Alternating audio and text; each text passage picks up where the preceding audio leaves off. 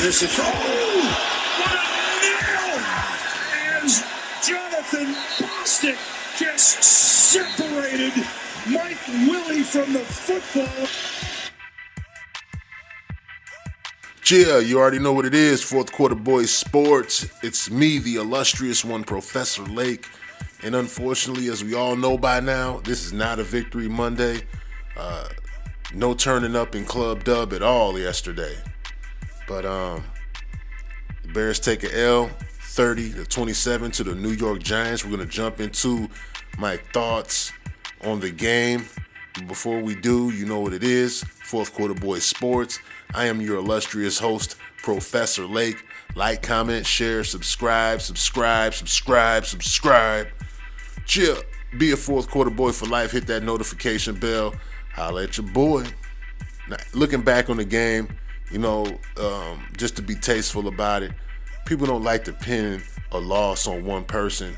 But in my opinion, if you had to pin the loss on one person, you definitely got to look at Chase Daniel and what he was able to provide the Bears in regards to his quarterback play. And it wasn't much at all yesterday. In fact, he hurt his team quite a bit. Chase Daniel was 26 of 39 in the air yesterday. He threw for 285 yards, 1 touchdown, and 2 interceptions. Should be 2 touchdowns because one of the touchdowns went to the other team first play of the game. You definitely do not want to start the game off on the road giving up a touchdown like that. I mean, it swung the momentum to the Giants' favor right at the beginning of the game. And the Bears never really had control of this game. The Giants took a 7-point lead before the Bears could call another play. It was ridiculous. But truthfully, what were the keys to the New York Giants' victory? The turnovers. The turnovers were a big part of how the Giants stayed in the game. The last couple of games, we were able to escape because our defense produced touchdowns and turnovers, but they just didn't produce as much this game. And you shouldn't expect your defense to win football games for you all the time. You shouldn't be relying on the Eddie Jackson pick six, a Khalil Mack sack fumble. It's great, but a lot of quarterbacks aren't going to give that to you. A lot of players are a little more elite than that. If you put your mind to not turning the ball over, there's times where you're just not going to do it. And the Bears may not get the turnovers that we've had. So we need to lean on this offense to score points, and we're not going to get it turning the ball over. Taylor Gabriel had a fumble in a critical situation. Chase Daniels, simple quarterback to the running back handoff exchange. This needs to happen. Cody Whitehair. I know it's wet out there, man, but you got to be a professional center and get the ball to the quarterback regardless of the weather conditions. And that's just another aspect about the Bears that we'll probably talk about before the end of this video. I'm venting a little bit. But, as a Bears fan, the turnovers hurt the team all the way around because they happened at critical times during the game. And what was happening was that by the fourth quarter, our defense was wore out. They were making plays here and there, but you could see Saquon Barkley wearing down the Bears in the third and fourth quarter. And our Bears offense was scoreless in the third quarter. So you could definitely see the New York Giants capitalizing when they had the ball. Defensively for the Giants, you got a guy like Alec Ogletree stepping up.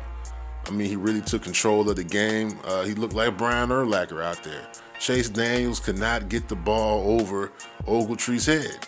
I think a lot of it has to do with his athletic ability or his stature, not being able to project the ball over defenders in coverage. But that's why you don't want a super short quarterback. These are reasons why. Because he can't get the ball over defenders' hands who are trying to bat the ball down. And you saw a prime example of that at the beginning of the game. Just not being able to have the arm talent to get that ball to Tariq Cohen. Not having the arm talent to hit Taylor Gabriel deep. He was wide open. He had at least 7 steps on the cornerback. And terribly underthrown ball. Alec Ogletree gets another interception. I really liked Janoris Jenkins in coverage yesterday. I mean, he was really doing a good job against Allen Robinson at the beginning of the game. I think he really made some plays in critical situations, getting their team off the field in third down situations. I mean, their defense just played on another level.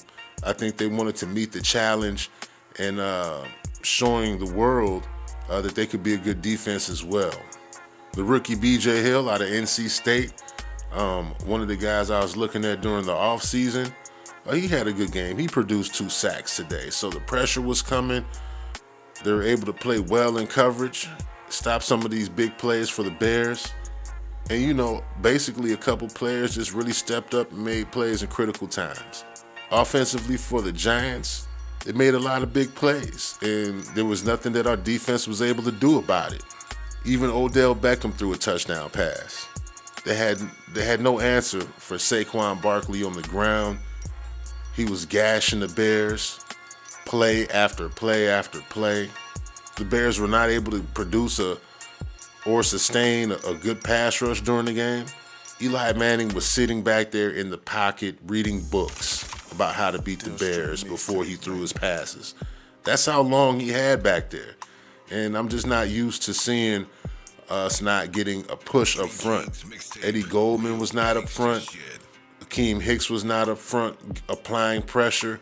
And, you know, a lot of that had to do with, you know, I'm not used to seeing Eddie Goldman and Akeem Hicks have such quiet games.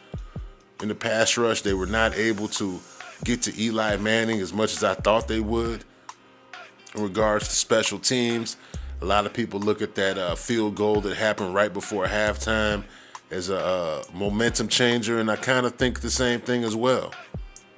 It was a momentum changer, just in the aspect that they were able to drive the ball and put themselves in position. That just gave them a lot of confidence going into the half. So with all these things accumulating, snowballing throughout the game, putting the Bears putting themselves in a deep hole, not being able to climb out, the Giants, you know, playing above expectations, players stepping up on defense, innovative offensive coordinating for the Giants. It just didn't look like the Bears' defense or offense were ready to play. That's just my opinion. I don't think they were dialed in. I don't think they were focused. I think that they thought that they had the talent to just go in here and steal a victory on the road. And this is going to be a learning lesson. Great teams stay focused. Great teams don't underestimate their opponent. And I think there was a little bit of that yesterday. So as we go deeper into this, why did the Bears lose? What was it that the Bears did not do to win this game? Well, again, you know, it goes back to the poor quarterback play. Chase Daniels did absolutely nothing to help out his team yesterday. His accuracy was off. I mean, he was missing wide open receivers. He wasn't pulling the trigger at the right time, late on some of the throws, just eyeballing wide receivers. We're used to Trubisky's ability to extend plays and make plays with his feet, and Chase Daniels is just not capable of making plays like that. Let's just be honest about it. He has more game experience than Chase now. Okay? Time of possession was about even, but normally the Bears are on the dominating side of this particular stat. And they had the ball a little bit longer than the New York Giants, but normally the Bears, you know, they dominate this stat. And what the Giants did with their time of possession was capitalize on drives and got points. And the Bears were not able to do that consistently. I saw a lot of botched plays. From time to time, you'll see Jordan Howard get nailed in the backfield. You'll see Tariq Cohen dancing around in the backfield. No offensive push. You'll see Chase Daniels fumble the snap, fumble the quarterback running back handoff exchange. Again, overthrowing wide open receivers, interceptions, penalties. I mean, all of this amalgamated into a Bears loss. And even though all of these things were happening for the Bears offensively and defensively, we still found our way into an overtime loss. It shouldn't have been an overtime loss. They should have lost before that. That's how bad the New York Giants are, that they couldn't seal the deal in the fourth quarter. Why did the Bears lose defensively? What was it today that was different from other games? Well, I'll tell you. How are the Bears going to perform against elite competition? Again, they had no answer for Saquon Barkley. No answer. They were poor in the run defense, and they were poor at pass rushing. As I said before, Eli Manning was sitting back there reading books before he threw passes. And it was, what are you going to do as a defensive back? What are you going to do? This is Eli Manning, and you guys are not getting to him. The game plan to stop Odell Beckham and Saquon Barkley just allowed some of the no-name guys on offense to step up and make plays, and that's what they did. That's exactly what they did. You'll see Shepard make some big plays. Simonson, the tight end, made a couple plays. I mean, the Bears just didn't come to play ball on Sunday. Normally, the Bears get turnovers. Today, you see a lot of busted coverage. You see some plays that the Bears just didn't prepare for. Odell Beckham's pass downfield, nobody was around the receiver for about 20 yards. And again, a lot of this is predicated on the fact that the Bears were unable to get a consistent pass rush during this game. Eli Manning was comfortable. Man, of all quarterbacks to lose to, we lose to Eli Manning. Look at this guy's face, man. How could you lose to a guy like that, man? Special teams were non-factors for the Bears. They just didn't come out and play ball at all. They didn't play ball. So my thoughts after watching this joke of a game. We all know now why Chase Daniel is a backup quarterback. We're not going to crap on Chase Daniel. He won one game, he lost a game. He's a backup quarterback. Nothing more to say after that. I've learned that Jordan Howard can be a Bear if you do decide to run the ball with him. Tariq Cohen is an asset for this offense. Our defense is solid enough to win games. Our offense has to get better. Our offense cannot have this type of game where we're turning the ball over. I know Matt Nagy wants to be aggressive. I know he wants to get the ball down the field, but you gotta preach ball security. And our defense is solid enough. It's just a situation where we have to dominate up front to really be effective. If you can neutralize those big boys, Eddie Goldman and Akeem Hicks, you could really take the Bears defense out the game. What else?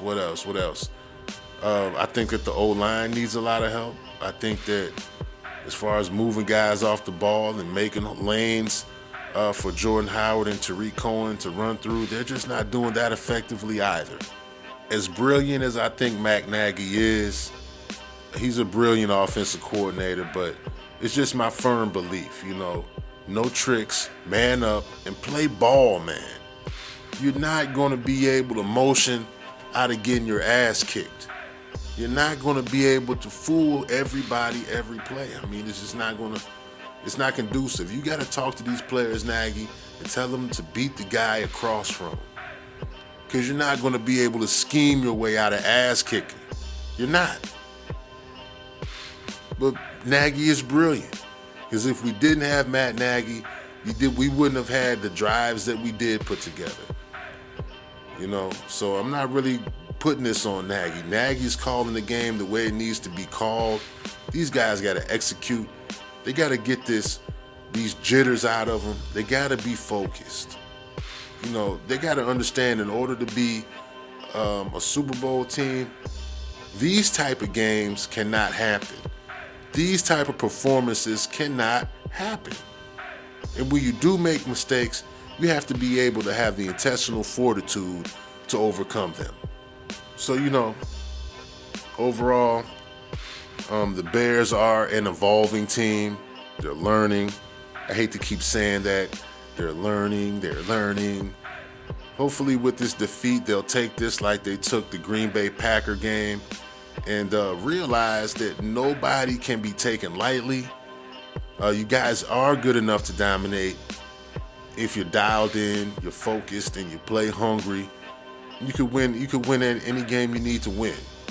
But the turnovers that you had on offense put you in a hole, caused a lot of momentum swings towards the New York Giants, and poor pass rush. All of these things amalgamated into a very poor game for the Chicago Bears. Penalties at bad times. We look like the Bears of last year.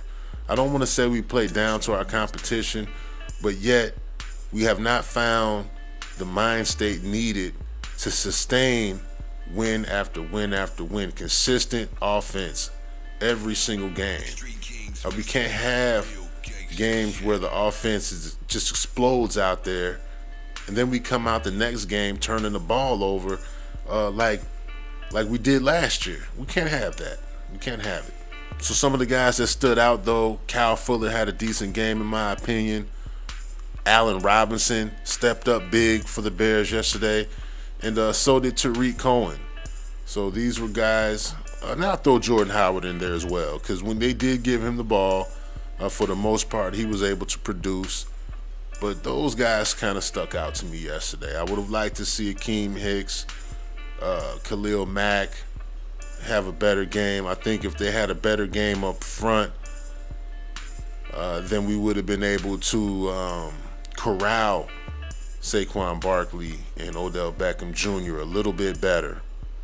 With that in mind, the Bears lose 30-27 to the New York Giants. It stings. It does sting as a Bear fan. Shout out to my man at the Boomer Bust channel, Terry. He always has very good points.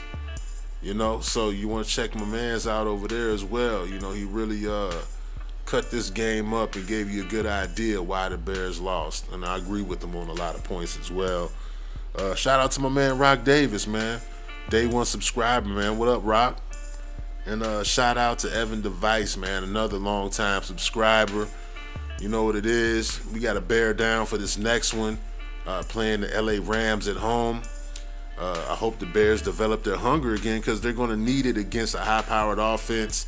And, it's going to be really nice to see two of the best defensive players going head-to-head on the field at the same time. So, I end this right here. I kind of had to vent a little bit, but it's fourth quarter Boyz Sports. It's me, the illustrious one, Professor Lake, in the building, man. We got to bring the energy back. We got to bring the hunger back. We got to bring that vibe back that we had when we were ragdolling teams. So, like I said, it's fourth quarter Boyz Sports. I'm the illustrious one, Professor Lake.